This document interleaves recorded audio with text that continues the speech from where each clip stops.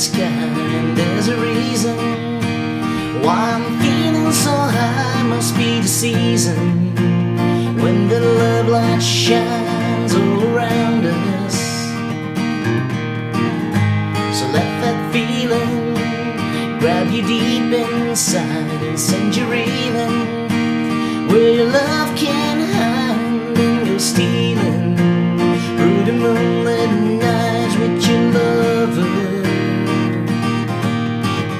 Just let your love flow like a mountain stream. Let your love grow with the smallest of dreams. Let your love show, and you know what I mean. It's the season. Just let your love fly like a bird on a wing. Let your love bind you to all living things. Let your love shine, and you know what I mean. That's the reason.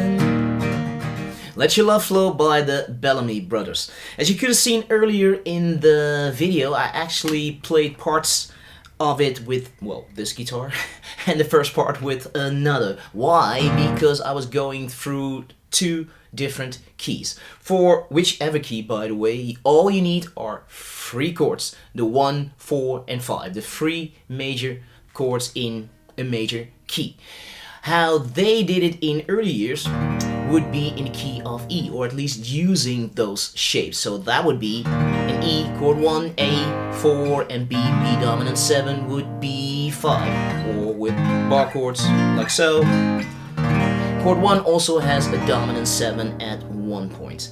Now, the arrangement is done in the absolute key of E flat, so that's actually a half step lower, which is the reason why I am using another guitar for this key, why my guitar is indeed tuned down a half step. So now all of a sudden here I actually have an E flat, and here as well, and then an A flat, a D flat, a G flat, a B flat, just a half step down. The shapes remain the same though. So you have an E here, an A there, or an A there. They usually would play it up the neck there actually, or play a little shape there with 2 guys.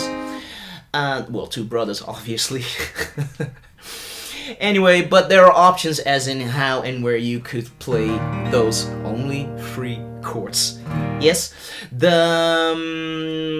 yes, this is how they would do it in the early years. In later years though, I've actually always seen them play it with shapes in the key of C, which is 3 half steps up from E flat. So that's why you need to capo the guitar here on the 3rd fret. The 1, 4, 5 in C is C, F, and G.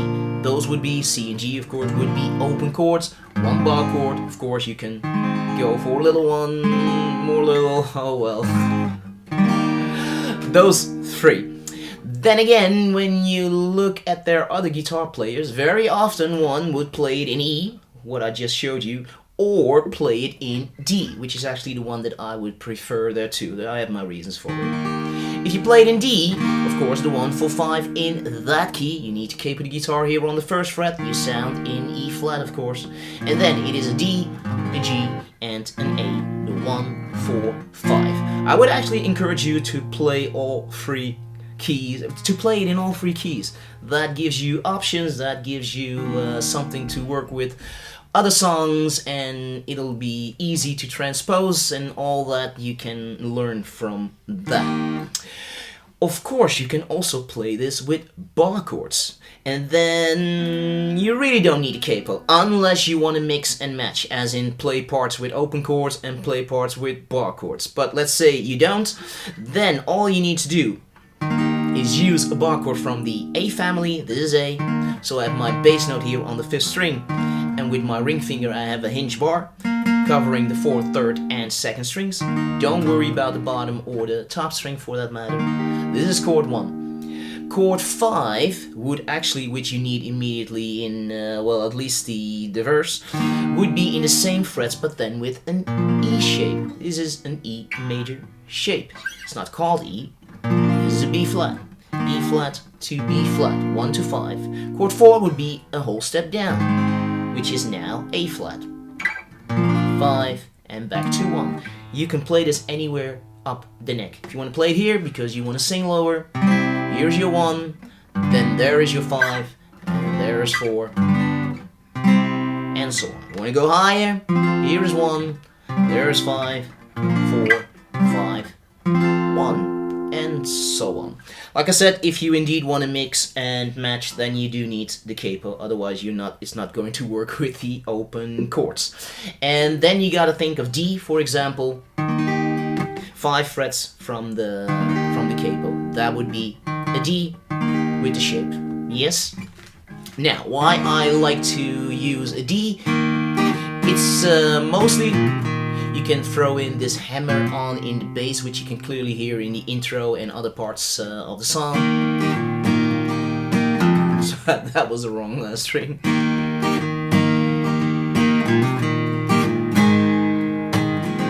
And so on. And for C, it doesn't work too well. For E, it could, but you need a bar chord for it there too. Yeah, actually you do. So, if you would play it with a bar chord anywhere, it would be like this. Or and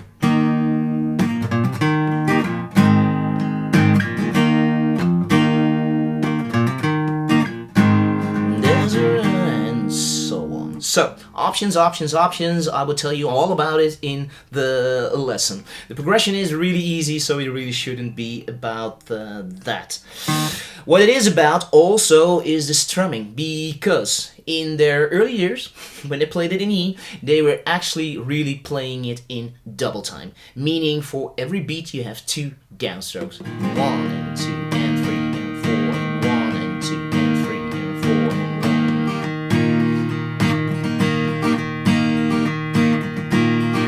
1. So this is the speed of your hands. In later years, when other people would cover that, they would go for single time. Kind of like this. There's this tequila sunrise bounce in there. So now you have 1 downstroke for every beat. If you want to go for that one, because it is easier to probably to digest, then try to get the bounce in. 1 and the 2 and 3 and 4 and 1 and the 2 and 3 and 4 and down, down, up, down, up, up, down, up, down, down, up, down. And if it's too much, then just go for down, down, up, down, up, down, down, up, up, or go down, down, up, down, up, down, up, down, down, up, down, up, down, up, down. Just keep your hand moving, whichever way you're playing it. Okay, so that would be it for double and what I call single time. But there is this percussive feel in there, so that adds a little bit of, well, maybe not difficulty, but if you're not used to it, it could be another little challenge. So in the speed of in double time, let's start with that. When you have chords with fretted notes, it's easier because then you can squeeze, play it, release them. So I'm keeping my fingers on the strings, but I release them. And then you have this percussive sound in there.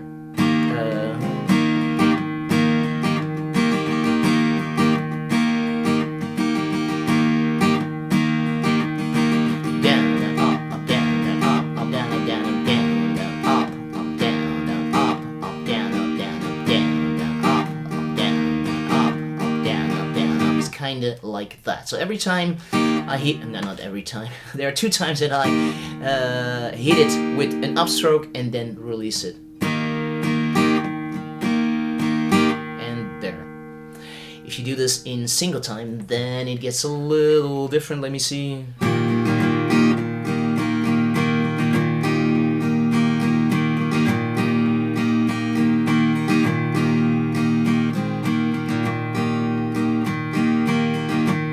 More like that.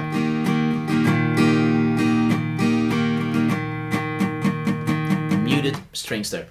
Okay, we talk about this elaborately in the lesson I show you close up for both hands, but indeed this could be a little tricky to some depending on your level of guitar playing. As for the chords, again, those are only free, so you should be good to go there. All open chords except for maybe F if you're going for the big one, obviously. But for all the others, it should be doable, I hope. So, for an easy free chord song, there is still a lot to cover, or that you could learn from it. That's always the reason for lessons like this, and using songs in order to teach you skills and overcome challenges and all that. So let your love flow. It is now in the target program at Totally Guitars. So if you want to learn it, all about those details, then I would say check it out over there.